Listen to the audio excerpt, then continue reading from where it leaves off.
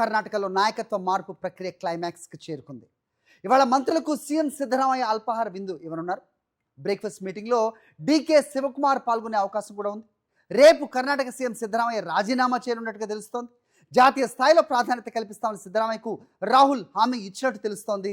రాజ్యసభకు ఎంపిక చేసి ప్రతిపక్ష నేతగా చేస్తామని కూడా హామీ ఇచ్చినట్టుగా ప్రచారం. సిద్ధరామయ్య తనయుడికి కర్ణాటక కేబినెట్లో చోటు కల్పిస్తామని రాహుల్ హామీ ఇచ్చినట్టుగా కాంగ్రెస్ వర్గాలు చెప్తున్నాయి. ఇక సిద్ధరామయ్య రాజీనామాతో డీకే శివకుమార్కు లైన్ క్లియర్ కానుంది. గాంధీ కుటుంబానికి విధేయుడిగా ఉన్న డీకే శివకుమార్కు హైకమాండ్ పట్టం కట్టేందుకు సిద్ధమైనట్టు తెలుస్తోంది. సోనియా, ప్రియాంక గాంధీ విశ్వాసాన్ని డీకే శివకుమార్ గెలుచుకున్నారు. ఈడి వేధింపులు, రాజకీయ ఇబ్బందులు ఎదురైనా పార్టీకి శివకుమార్ విధేయుడుగానే ఉన్నారు. అదే ఇప్పుడు డీకే శివకుమార్కు కలిసి వచ్చింది. రైట్, కర్ణాటక అప్డేట్స్ గురించి మా కరెస్పాండెంట్ వెంకటేష్ ఢిల్లీ నుంచి మరిన్ని అప్డేట్స్ ఇస్తారు. వెంకటేష్, సో నిన్న మనం మాట్లాడాం, సో కర్ణాటకలో చోటు చేసుకుంటున్న పరిణామాలు. సో డీకే శివకుమార్ని బుజ్జగిచ్చే ప్రయత్నం చేస్తారు. ఆయనకి సంబంధించిన వాళ్లకు మంత్రి పదవులు ఇస్తారు, కేబినెట్ కూర్పు జరుగుతుంది. సో మరో 2 ఏళ్ళు సిద్ధరామయ్య సీఎంగా ఉంటారేమో అనే ఊహాగానాలు వినిపించాయి.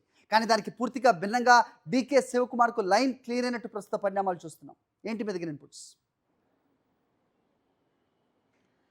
నిన్న జరిగినటువంటి చర్చల్లో క్లియర్గా కాంగ్రెస్ పార్టీ అధిష్టానం ఆయనకు సిద్ధరామయ్యకు రాజీనామా చేయాలని చెప్పింది.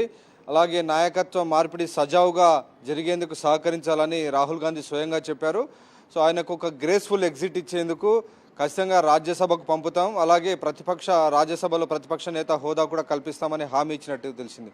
అలాగే ఆయన తనయుడు యతీంద్రకు కూడా క్యాబినెట్లో అవకాశం ఇస్తామని ఇలా ఆయనకు ఒక ఫార్ములా రాహుల్ గాంధీ చెప్పినట్టు తెలిసింది. సో ఆ నేపథ్యంలోనే ఈ అంశం పైన అప్పటికప్పుడు కాంగ్రెస్ పార్టీ అధిష్టానం బహిరంగంగా ఎలాంటి ప్రకటన చేయనప్పటికీ ఆయన కొంత ఆలోచించుకునేటువంటి సమయం వచ్చింది. సో అంతర్గతంగా అయితే ఇప్పటికే సిద్ధరామయ్య తన ముఖ్యమంత్రి పదవికి రాజీనామా చేసేందుకు సంసిద్ధమైనట్టుగా సమాచారం ఉంటుంది. సో ఆ మేరకు ఆయన రేపు రాజీనామా చేసేటువంటి అవకాశం కనబడుతుంది. అంతకంటే ముందు మంత్రులకు ఈ విషయాన్ని చెప్పేందుకు బ్రేక్ఫాస్ట్ మీటింగ్ ఏర్పాటు చేశారు. సో ఆ సమావేశానికి డీకే శివకుమార్ కూడా హాజరవుతారని తెలిసింది. ఆ సమావేశం బ్రేక్ఫాస్ట్ మీటింగ్ తర్వాత మీడియా సమావేశంలోనే ఆయన తన రాజీనామా నిర్ణయాన్ని ప్రకటించేటువంటి అవకాశం ఉంది. సో ఆయన పొలిటికల్ కెరీర్కు ఎలాంటి దెబ్బ తగలకుండా ఆయన ఇంట్రెస్ట్లను కాపాడేందుకు ఆయన అనుచరులందరికీ కూడా క్యాబినెట్లో తగినటువంటి సముచిత స్థానం కల్పించాలని కూడా సిద్ధరామయ్య కోరేటువంటి అవకాశం ఉంది. ఇప్పటికే దాదాపు 4 ఉప ముఖ్యమంత్రి పదవులు తన వర్గానికి ఇవ్వాలనేటువంటి డిమాండ్ కూడా సిద్ధరామయ్య వర్గం నుంచి వస్తున్నట్టు తెలిసింది. అలాగే